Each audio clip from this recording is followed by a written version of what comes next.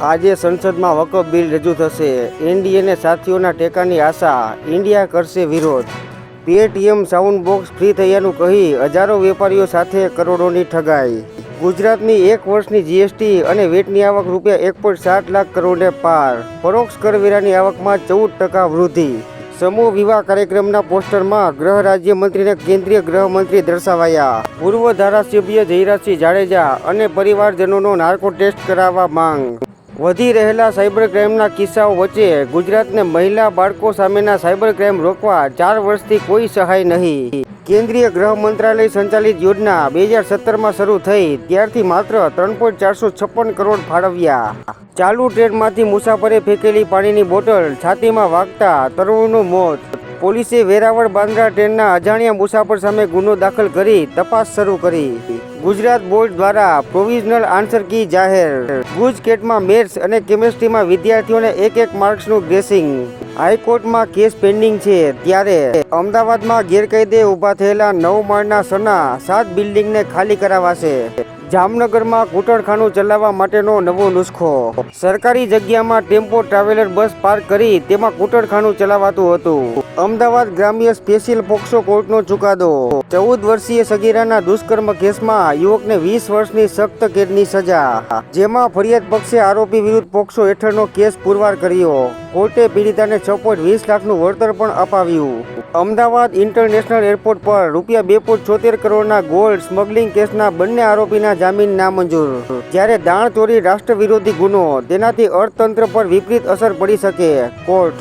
આંતરરાષ્ટ્રીય મુસાફરોની અવરજવરમાં 50%નો વધારો. અમદાવાદમાં 10 વર્ષમાં હવાઈ પ્રવાસીઓની અવરજવર બમણી વધી. રાષ્ટ્રપિતા મહાત્મા ગાંધીના પ્રપૌત્ર તુષાર ગાંધીએ ગાંધી આશ્રમ પ્રોજેક્ટ મામલે કરેલી પિટિશન સુપ્રીમે ફગાવી. ગુજરાત યુનિવર્સિટીમાં એનિમેશન વિભાગ ફરી વિવાદમાં. ફી રેકોર્ડ ડિગ્રી ફેકલ્ટી મુદ્દે ફરિયાદ. આદિત્ય બિરલા ગ્રુપનો પલ્પ અને પેપર કારોબાર આઈટીસી ₹3498 કરોડમાં ખરીદશે. સતત 8મા મહિને ભારતીય બેંકોનો લોન વૃદ્ધિ દર ધીમો પડ્યો. 2024માં ભારતમાં $129 અબજ થી વધુનું વિક્રમી રેમિટેન્સ પ્રાપ્ત. ઇક્વિટી મ્યુચ્યુઅલ ફંડોમાં માર્ચમાં પણ ઓછું રોકાણ ઠલાવાય તેવી શક્યતા. T20 દેશોમાં ભારતનો આર્થિક વિકાસ દર મજબૂત રહેવાની ધારણા. વિન્ડીઝ ક્રિકેટ બોર્ડની જોખમી. પોવેલ પાસેથી T20ની કેપ્ટનસી છીનવી. ચીનનું કુલું વલણ. ભારત પાસેથી વધુ માલસામાન ખરીદવાની તૈયારી બતાવી. 2020-21 પછી સૌથી ખરાબ રીતે નાણાકીય વર્ષની શરૂઆત. જીએસટી કલેક્શન માર્ચમાં 10% વધીને ₹1.96 લાખ કરોડને પાર.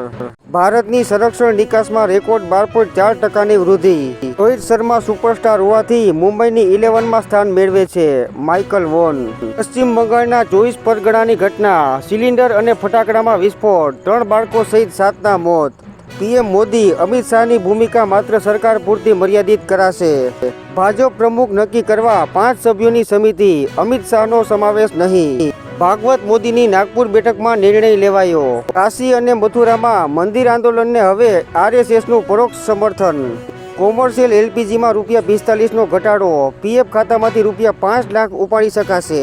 અંતરિક્ષ યાત્રી સુનિતા વિલિયમ્સે ભારત પ્રેમ વ્યક્ત કર્યો. ભારત અંતરિક્ષમાંથી અદ્ભુત દેખાય છે. પિતાના વતનની મુલાકાતે ચોક્કસ જઈશ. નવી શિક્ષણ નીતિમાં 3 ભાષાને સંઘનો ટેકો. ભારત હવે અમેરિકન ઉત્પાદનો પર નોંધપાત્ર ટેરિફ ઘટાડી રહ્યું છે. ટ્રમ્પ.